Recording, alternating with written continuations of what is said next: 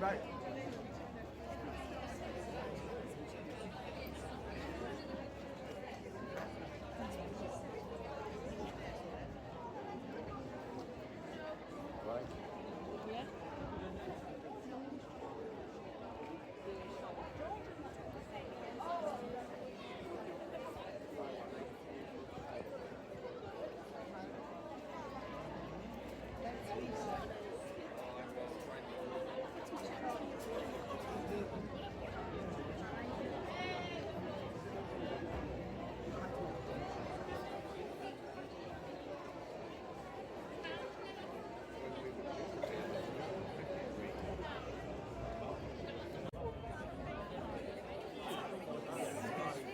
Ladies and gentlemen, let's hear it once more for the Ryam All-Stars Jazz Band and the Ryam Miners Banner for leading this morning's parade.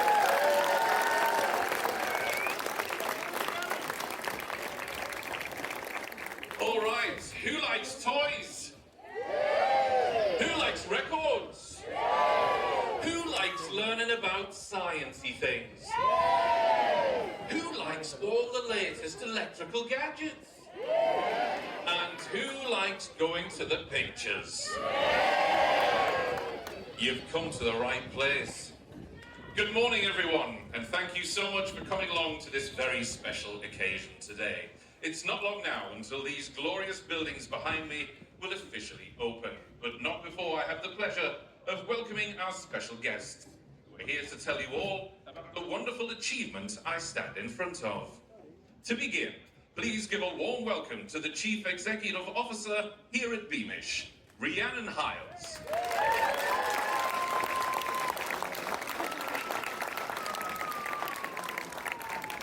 I should really dance up to the podium, shouldn't I? That would be unusual. But I won't, don't worry. So this is absolutely fantastic. I'm just going to take this in for a moment. Just going to look round. Wow, can you all give me a wave? Woo! That's brilliant. And at the back, waving at the back. Yay!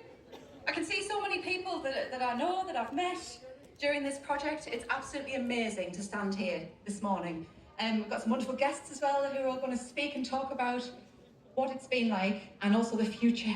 Because Beamish is about the future. It's about the past, but we're also about the future. We're always doing new things, and we've worked with lots of community, lots of children. We've had quite a reach across the region during the Remaking Beamish project, which has been the biggest project in the museum's history. So to stand here today, a bit emotional, got a bit of a wobble in my voice, you can hear it. So when we first started thinking about what we would do for Remaking Beamish, we thought we need something really big. And we thought about what that could be. And what better than this cinema? So Gary Heppel, who's in front of me with his mum, Ethel. So this is your cinema, it's Riot Community Cinema. And so all those people who had visited here, met here, had their first dates here. So many people have told us that this is where they first met. Bill, who's in front of me at the moment, says it's his palace of dreams. I think you live here, Bill, don't you? He's never away now. So this has been absolutely amazing. The best project you could ever wish for, leading this phenomenal museum. And I'm very, very proud, as you can tell in my voice.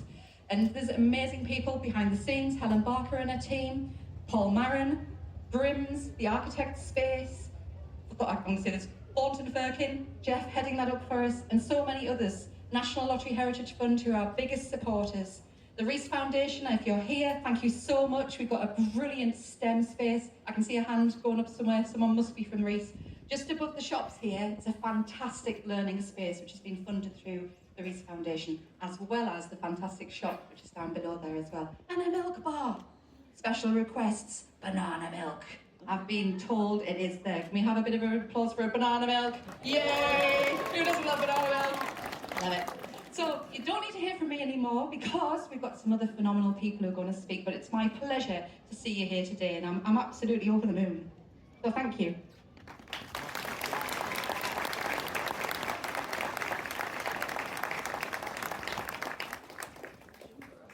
Thank you, Rhiannon. Of course, an integral part of creating such a spectacle like the one you see before you is the all-important financial support. Here to say a few words from the National Lottery Heritage Fund, our major funder for the Remaking Beamish project, is the Head of Investment for England North, Ivor Crowther.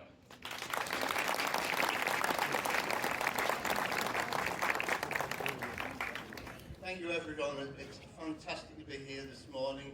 I've travelled a long distance. I live about 2.5 miles down the road.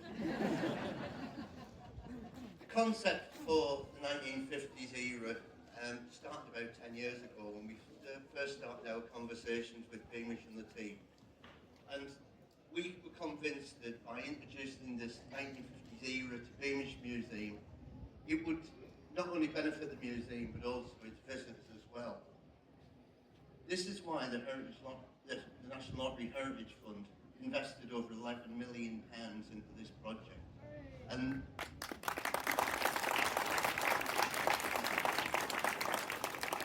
I think there's people to thank for this, not only the staff at Beamish, but the friends and also the volunteers that have spent thousands of hours, believe me, researching and finding all of the information about these buildings to replicate some of them for your enjoyment. I think they deserve a round of applause.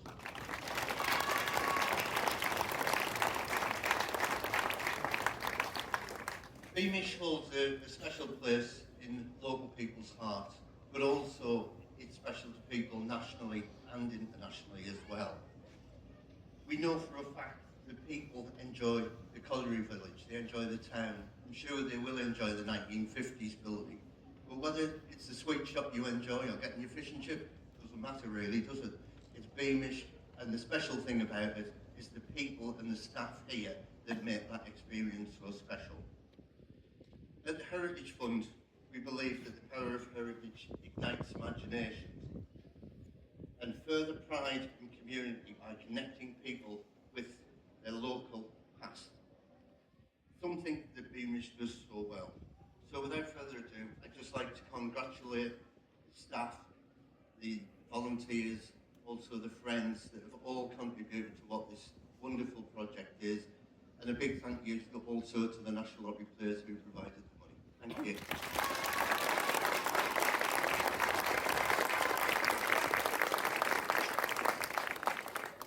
And so on to some information about these wonderful buildings that await us, and indeed an answer to a question that's been posed to me many times here at Beamish.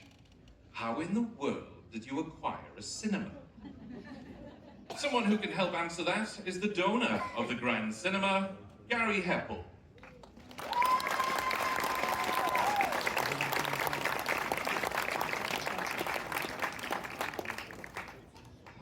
This, I'm a bit short in the leg. Good morning, everyone. Good morning. I'd like to thank you all for supporting the Garage on the Green for the last 38 years. If it hadn't been for buying the garage when I was 24 years old and coming into Riot to enjoy your fabulous community, you would never have raised the money to be able to buy this cinema behind you.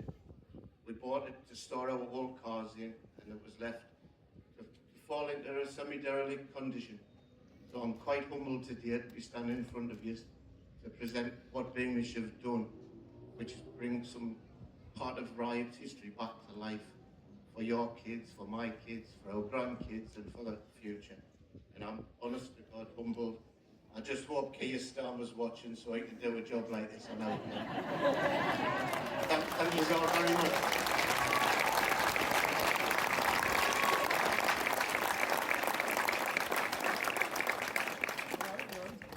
Now, of course, despite their aesthetic magnificence, these buildings would be mere shells without the constant valuable input and investment from pertaining members of the community.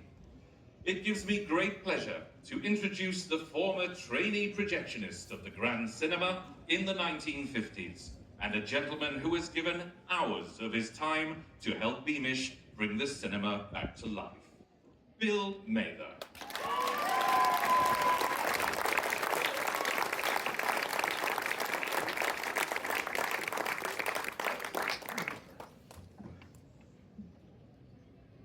I'm only 5'2".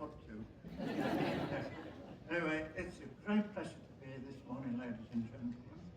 And it's a lovely atmosphere, a lovely day. And I'm so proud to have been a help to the team. I didn't realise it, but we've worked about almost 10 years in sorting the colours, seating and everything. And it all came from various meetings with the team, and out of this little brain going back to 1950. I'm going to very quickly just say it's around about 1948, when I was 8 years old. I could see the Grand just down the street. And the chief projectionist, Jack Thompson, who had been already there for about 45 years, he used to let me hold the stills while he was changing them in front of the house. When I got to the age of 10, down here, I used to go down on a Saturday morning, and he used to let me into the projection room. When it was a case of wanting to see the projectors running, he said to me, "You've got to, well, how old are you now?" I said, "Well, I'm 10 this month." So he said, "Well, there's only one problem, son." He always called me son. He said, "If you come out of the projection room in short trousers," which I have, "we could be in serious trouble with the authorities. Do you think your mum can get you a pair of long trousers?" So anyway, it took about a week, and my mum sorted it out for me. And the first film that I was allowed on a Friday evening it was to see was the Johnson story.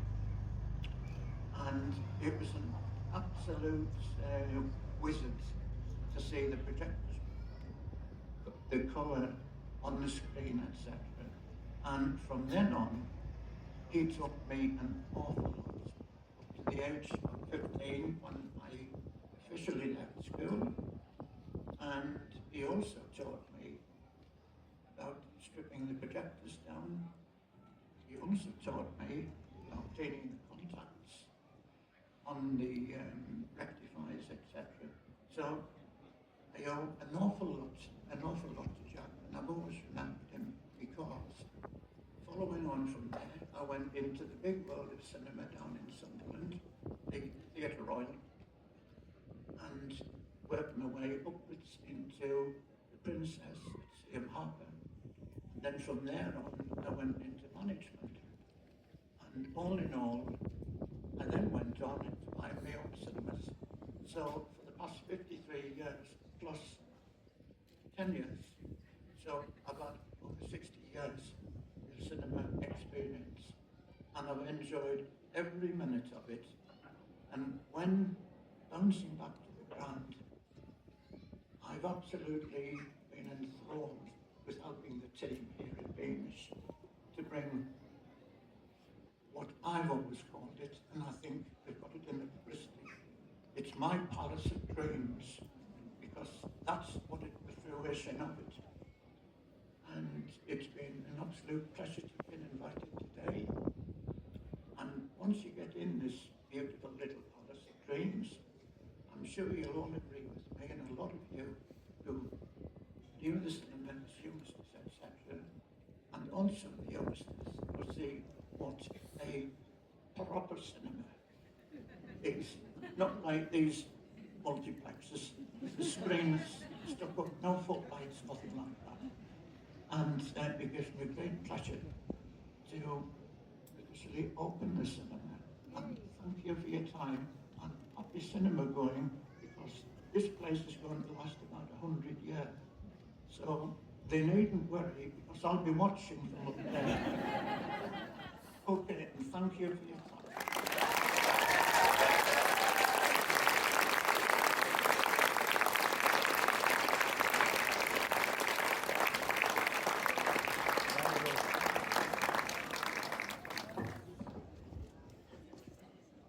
As we gaze a little further down the street, just past the milk bar, we find a mid-20th century Aladdin's cave of electrical appliances.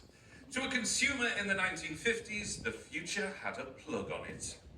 On purchasing a brand new baby Belling, one could be forgiven for reading its operating instructions and wishing for more knowledge about science, technology, engineering, and mathematics. But fortunately, here at Beamish, we have that covered, thanks to the generous support of the Rees Foundation, who fund our STEM learning program and brand new STEM learning space.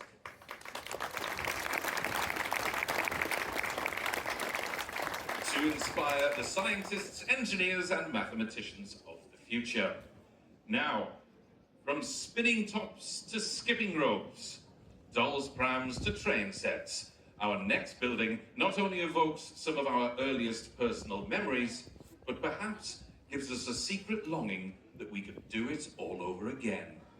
Here to talk about the treasure trove of toys that you see at the end of the street is the son of and former owner of the original Roma Parish toy shop in Middlesbrough, Brian Parish.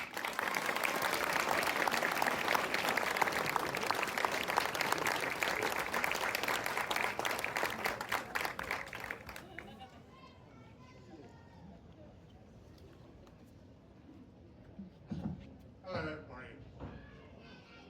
First of all, I would like to thank all the people who built before us. A big thank you to the rest of the North East who shopped with us. I would also like to thank all the people in Beamish who made this happen, and also National Lottery for the country. In 1933, my father, Roma, resigned from the family department store in Newcastle to make his own way. He set off walking from Newcastle with his dog in the Midlands, where he settled and bought his first shop at 179 Gimbal Road, setting up fireside lending line, lending books out at 6 pence a time. He then expanded into newspapers and cigarettes. While living above the shop, he met my mother Jo, and started a farm. My father was a very fit person.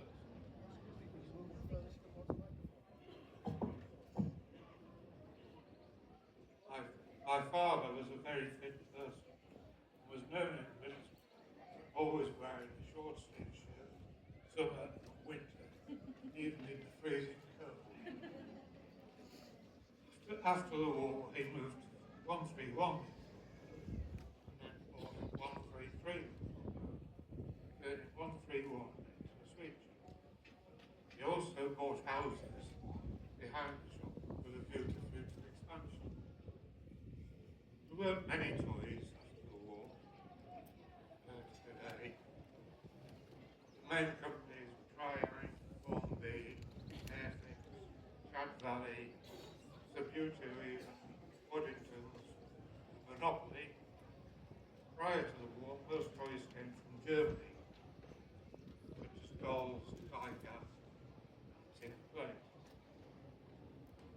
I started in the company from the bottom, sweeping the floors.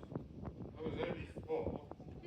I officially joined the company in 1964, when I left school, started buying from toy department. My father didn't interfere with me at all, because he was quite happy selling his newspapers.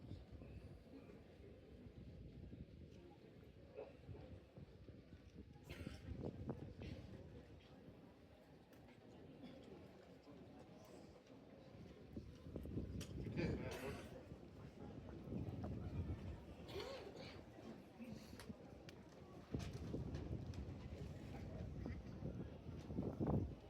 In 1966, we extended the shop into the properties at the back.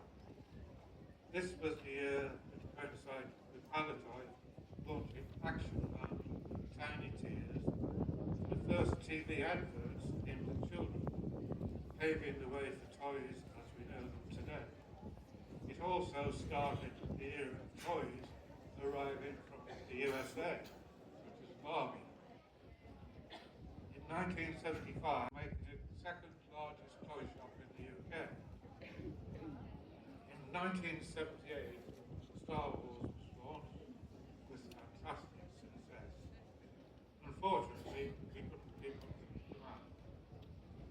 Darth Vader visited the shop on Families and Fury, all down Linford Road to the film being Darth Vader. Really exciting times. Nobody thought it would continue. Return of the Jedi was launched. Visits from Stormtrooper and Chewbacca to the shop.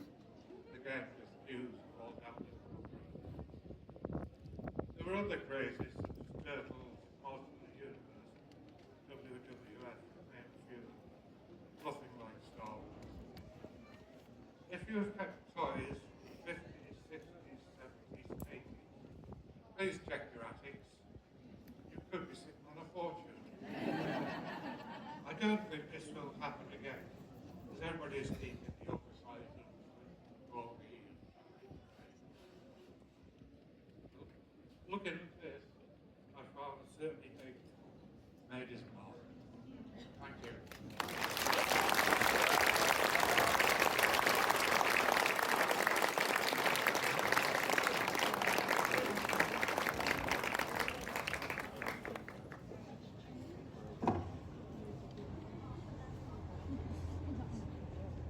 Thank you, Brian. And so I bring you back to Beamish as I present you to the chair of the Board of Trustees here at the museum, Chris Lofgren.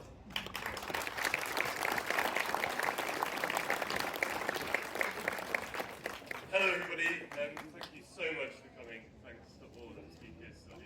It moves you just to hear the stories that you're saying and the connections that you've got here. My job is to say some thank yous. Most of them have been said, but I wanted to count one thank you particularly, and that's the National Heritage Lottery Fund. They're big, there's some big numbers there in the millions that they've given to Beamish, but they're not just a donor, they're a partner. We worked together through COVID before my time, but all the challenges that COVID brought, all the procurement issues, all of the lockdown issues, we got there in the end, and we wouldn't have been able to do that if we hadn't been the partner that you've got. Thanks to the Reese Foundation, we've did that too. I also want to add an additional thank you to Helen Barker, who's a white fellow, please. Thank you. When I first heard about the 1950s, I thought, what on earth are they doing that for? I don't understand it at all. And now it makes complete sense. But I also thought this is going to be great working with her. You know, she's going to find out loads of stories and the rest of it. And all I got briefed on continually was bats, bat surveys, bees, problems with pile driving, there was waterlogged potatoes and the price of chips. I don't know what else we had, but we had all manner of things that she's worked through to make this project actually happen. So again, a massive round of applause to all of you.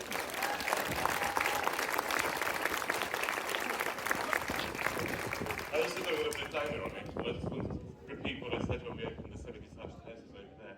We're here to talk about the brilliant bits of our past and our history. The 1950s saw the biggest emancipation from poverty this region's ever seen. Many of you will remember it. I've just heard about it, but it was a dramatic sea change that the region really needed. But we tell all the stories of the past of Beamish, and we tell them safely.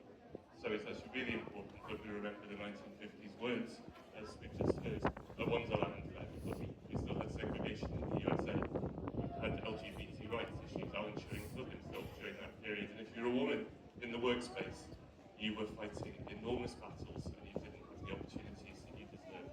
So as well as talking about the nostalgia and the brilliant things that we've got here at Beamish, we're also going to look back and talk about some of those issues so that we can be absolutely clear that this museum now is for absolutely different. So the next thanks I want to actually say to Rhiannon, our brilliant chief exec. You heard the emotion in her voice. She gives her absolute heart and soul and all to make this happen. It wouldn't happen without her. And we've been talking an awful lot about the future of this museum, not just the past, the future, as Rhiannon said.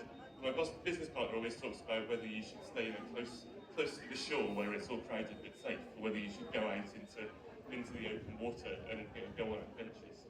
And I think Rhiannon gets it absolutely right in balancing all the things that we need to keep dear to us that we know Beamish for so well, but looking out into what we can do and what we can contribute even more to this region. So you'll see our future strategy looking at issues of equality, diversity, inclusion, poverty, dementia, loneliness, all the things that our region that we've seen this week still has an awful lot of work to do on, and it's spoken up. So you'll see us working in those spaces. You won't lose the bits of Beamish that you know and love, but you'll see us pushing forward. So please give me an enormous cheer and thank you to our brilliant speakers. We are in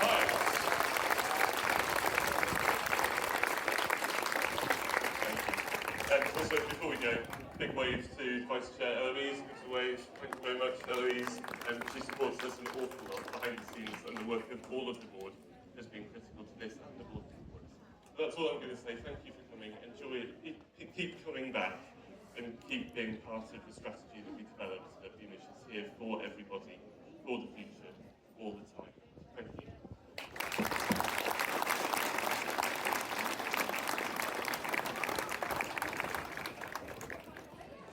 Sorry, I forgot to introduce the Mayor of the North East, Kim, our final speaker. Would you like to come up and speak?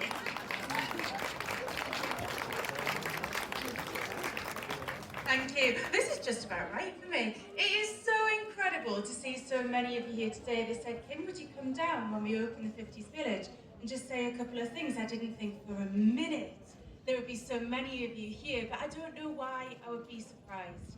Look, I have the absolute pleasure and the privilege of representing this great region, right from the Scottish border all the way down, including County Durham and across to Cumbria. And I feel like my job is to get out there and to tell our story, to talk about this brilliant place, to talk about the region, to talk about our history, our heritage, our future, and to make sure that we get the changes for the future that we need, that we learn from the past. But Beamish is so special amongst everything that we've got, because actually, you know, I look across this place and I look, you know, at the various different eras, and particularly at the 50s, and it represents so much of what we are. How many of you remember when life was like this? How many of you grew up in houses just like those? How many of you, well, yeah, exactly, me too. How many of you remember the aged miners' cottages and the community centre and the bowling greens and the cinemas that were like this, and going on a special day to the toy shop that was like this? And really what it represents is that sense of community that we're so well known for in the North East, the pride that we all feel in what we are, in our identity. And Beamish tells that story so very beautifully. And so for that, I'm very grateful, because for me, as a mayor of this great region, something that I have that others don't have, aside from the fact it's the best place in the world, aside from the fact that you are the best people, it's the fact that I can put, exactly, yeah, it's the fact that I can point to this place and always have that great story to tell. But it is about our future. And I'm excited about what the future holds. Gary, I'm going to get in there and I'm going to tell Keir Starmer what he needs to change. Don't you worry about that.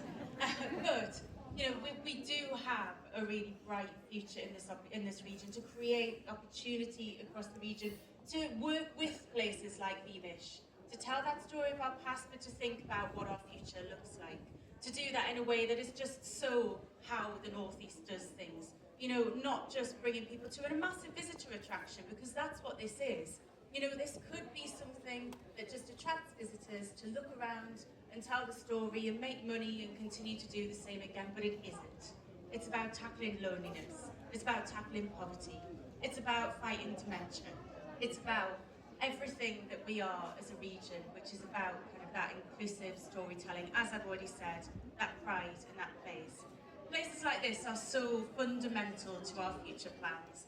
You know, I talk about culture as something that we can't have as an add-on, that people who can afford it can do on a Friday night, but the culture that we have in this region should be there for absolutely everybody. And I feel that when I come to Beamish, that's exactly what we get. So once again, from me, you know, I feel very privileged to be here. I know how excited you will all be to get in there. I know how fantastic it was to hear that band. How great were the bands? I also want to give a special mention to these beautiful banners, because this is something else that we're known for in the region. So, you know, massive round of applause for those who carried the banners on the parade as well. And just to all the team, the volunteers, because you 50%, I think it's 50% of this establishment is run by dedicated volunteers. You know, this is living memory, and they immerse you in it every time you come. You know, you feel like you're in the 50s. You feel like you're in the Georgian period. You feel like you're back there, and that's down to the dedicated people. So a huge thank you to them, to the funders. And without that, I think I'm last, and so I think that we're about to open this fantastic place. So thank you very much, and a big thank you to everybody who's made this special thing.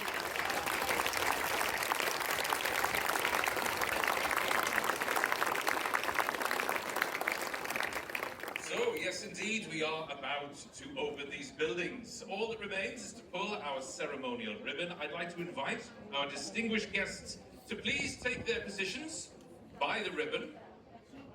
And you, dear audience, you have a job to do. Yes, You didn't think you were going to get away with this, did you? We need you to join in the countdown when we begin.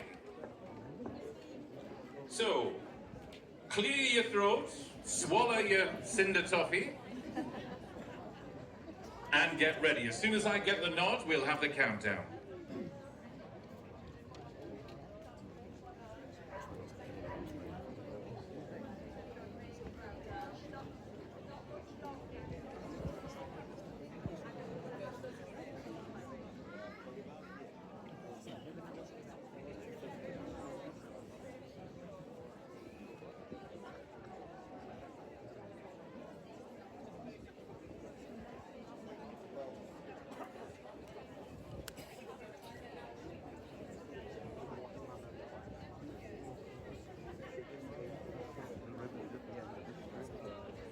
Right, ladies and gentlemen, let's begin the countdown.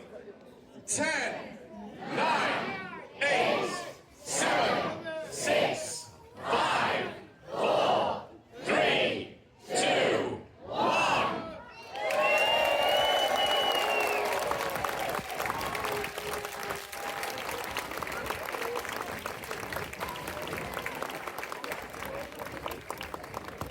Thank you, everyone. Your buildings are now open.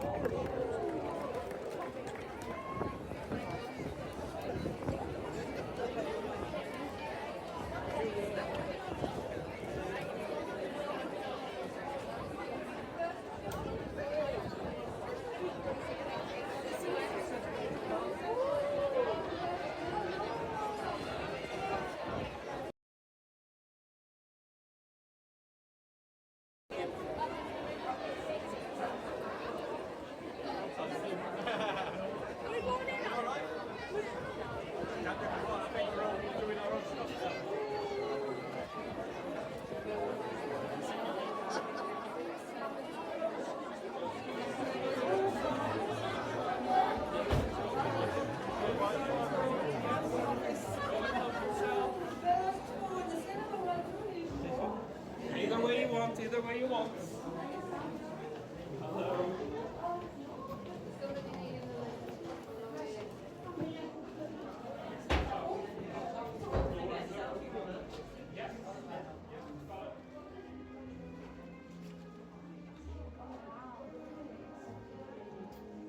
Morning, everyone.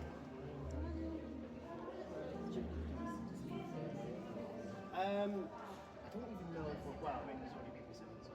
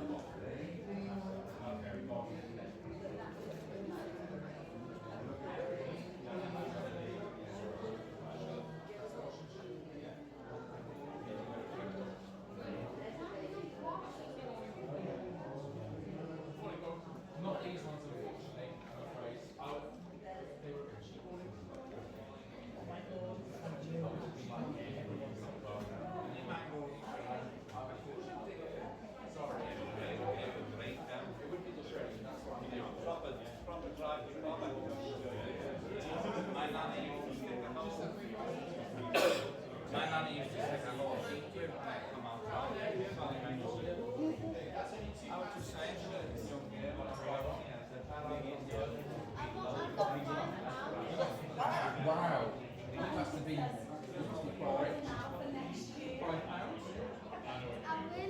go. I do want to go into that place next door and buy that spaceship at £7.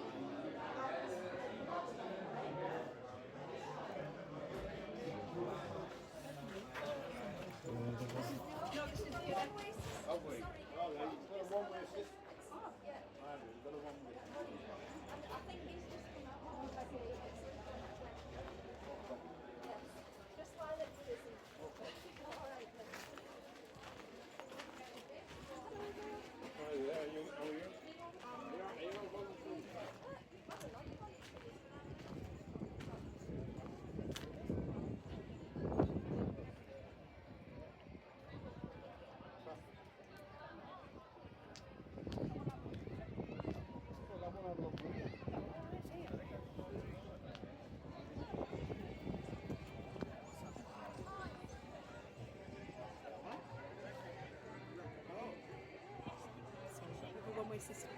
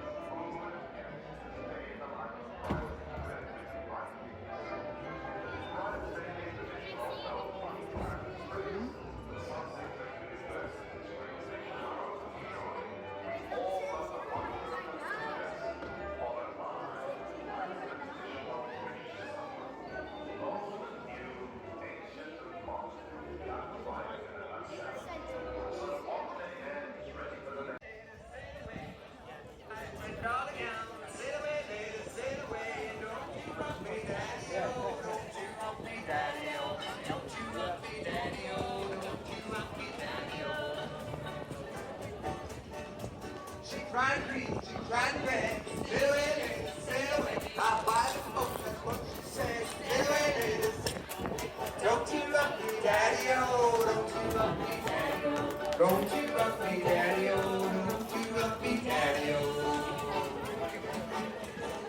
She tried them on, she looked a treat, said away later,